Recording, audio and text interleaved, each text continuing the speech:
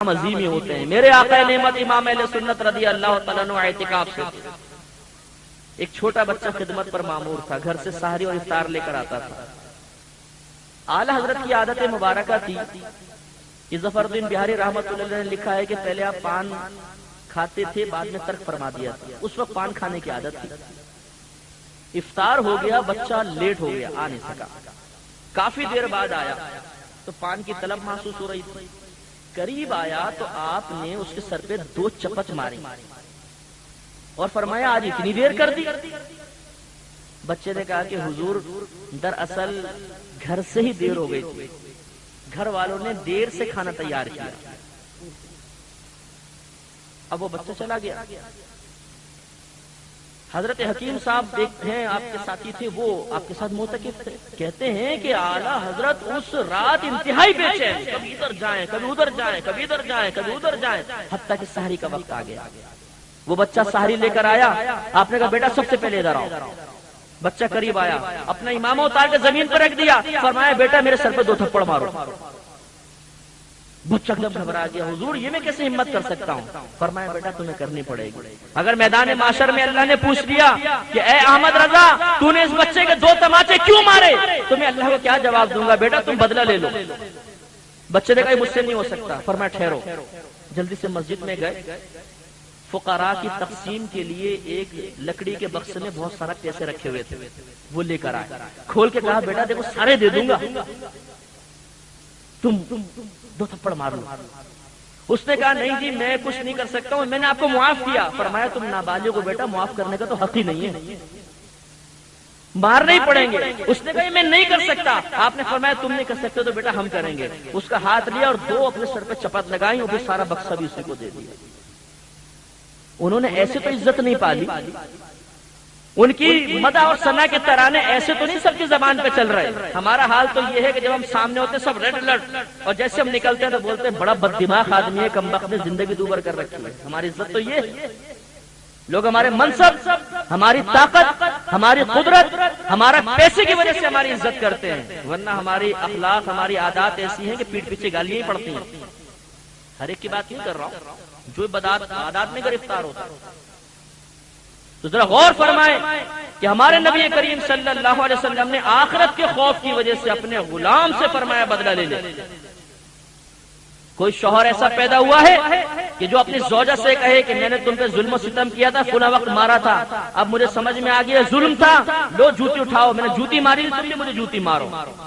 نہیں، ہمارے دل میں ہے تکبر، بڑا پن، لوگوں کے سامنے ریاکارانہ طور پر اور دوسرے کو متاثر کرنے کے لیے عاجزی کے جملے کہنے والا جب امتحان میں مبتلا ہوتا ہے تب اس کا تکبر دیکھیے۔ وہ ہمارے نبی تھے، ہم ان کے امتی ہیں۔ ہم نے نبی کے صرف نعرے لگانا سیکھا ہے، ہم نے نبی کے نام پہ کھانا ضرور سیکھا ہے، نبی کے طریقے اختیار کرنے کے لیے ہم تیار نہیں۔ بہت مشکل کام ہے بابا، یہ کون کرے؟ کسی دوست کو دیکھا ہے، اس نے اپنے دوست سے کہا یار فلاں وقت میں لڑائی ہوئی تھی تو میں نے تمہیں مارا تھا اور برا بھلا کہا تھا، یار خدا کے واسطے آج بدلہ لے لو بھائی۔ میرے پیارے بھائیو، دنیا میں بدلہ دلوا دیجئے، دنیا کی ذلت کی فکر مت کیجئے۔ اللہ تعالیٰ اس ذلت کے بدلے میں آخرت میں جو آپ کو عزت عطا فرمائے گا وہ ناقابل تصور ہے، ناقابل تصور۔ اور اگر آپ نے سوچا نانا چلو ٹھیک ہے مانتا تو ہوں غلطی ہوگی لیکن معافی نہیں مانگ سکتا، یہ ہے دل کا تکبر۔ بعض تو ایسے متکبرین بھی دیکھے ہیں کہ انہوں نے ماں باپ کے سامنے بدتمیزی کی، ان کا دل توڑا، جن کے بارے میں اللہ نے فرمایا وَلَا تَقُلْ لَهُمَا أُفٍّ وَلَا تَنْهَرْهُمَا، ان ماں باپ کو اف بھی مت کہو اور ان کو ڈانٹو مت۔ اور جب انہیں پیار شفقت محبت سے سمجھایا گیا تو انہوں نے کہا میں اعتراف کرتے ہیں کہ ہم سے غلطی ہوئی لیکن ماں کے قدموں میں نہیں گر سکتے، والد سے معافی نہیں مانگ سکتے۔ دل کے تکبر نے ہاتھوں کو روک دیا، جڑنے نہیں دیا، اور اسی طرح پھر ماں باپ کا انتقال ہو گیا۔ یہ بدبختی ہے۔ اس لیے میرے پیارے بھائیو ہمت کیجئے اللہ کی بارگاہ میں، اگر آپ چاہتے ہیں کہ سرخرو ہو کر پہنچیں تو اس سنت نبی کو اختیار کریں۔ یہ خلق مصطفیٰ ہے کہ دنیا میں ہی بدلہ دے جاؤ، آخرت کے لیے کچھ جمع مت رکھو۔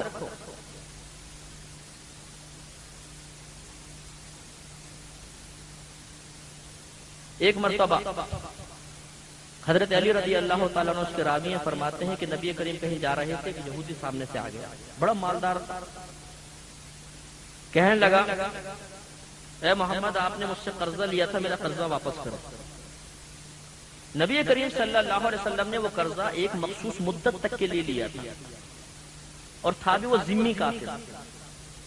حکومت اسلامیہ میں اگر کوئی کافر تحفظ کے لیے ٹیکس دے، جس کو جزیہ کہتے ہیں، تو اس کافر کو کہتے ہیں ذمہ کافر، اور پھر حاکم اسلام کے لیے لازم ہوتا ہے کہ وہ اس کی حفاظت کرے گا۔ وہ یہودی ذمہ کافر تھا، کہنے لگا محمد میرے پیسے دیجیے۔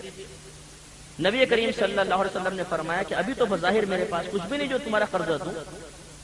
کہنے لگا ایسا ہے تو یہاں سے جانے نہیں دوں گا۔ اب آج کو کوئی صاحب منصب ہوتا، پیچھے اتنا زبردست پروٹوکول، جان قربان کرنے والے صحابہ اشارہ فرماتے پہ جاؤ، ٹوٹ پڑو، مارو اس کو، ذرا سمجھاؤ۔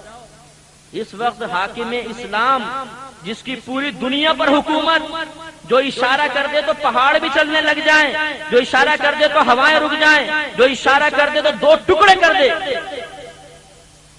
پکڑ لو اس کو۔ نہیں، سرکار نے فرمایا اچھا اگر تم ہمیں روکتے ہو تو ایسا ہی ہے، ہم یہ رکیں گے۔ ظہر وہیں پڑی، عصر وہیں پڑی، مغرب وہیں پڑی، عشاء وہیں پڑی، رات وہیں گزاری، اگلے دن کی فجر بھی وہیں پر ادا کی، 5 نمازیں۔ بڑی بات ہے، روڈ کے کنارے مصطفیٰ رات وہاں گزار رہے۔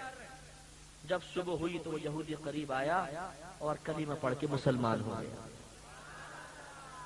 کہنے لگا یا رسول اللہ صلی اللہ علیہ وسلم، میں تو دراصل توریت کے اندر لکھی ہوئی وہ نشانیاں ظاہری طور پہ دیکھنا چاہتا تھا جو آپ کے اوصاف کے طور پہ درج ہے۔ اس میں لکھا تھا کہ وہ نبی کسی کا حق نہیں دباتے، وہ عفو درگزر سے کام لیتے ہیں، بازاروں میں چیختے چلاتے نہیں۔ خدا کی قسم جیسی نشانیاں توریت میں پائیں ویسا میں نے آپ کو پایا۔ کلمہ پڑھ کے مسلمان ہو گیا۔ حضرت علی فرماتے ہیں کہ بہت زیادہ اس نے مال، اپنا تقریباً آدھا مال سرکار کی بارگاہ میں پیش کیا، یا رسول اللہ اس کو جس سے چاہے آپ استعمال فرمائیں۔ تو دیکھیے یہ اس کا ایک حق تھا قرضہ مانگنا، سرکار نے کیسے اس قرضے کو، اس حق کو ادا فرمایا۔ تو ہمیں بھی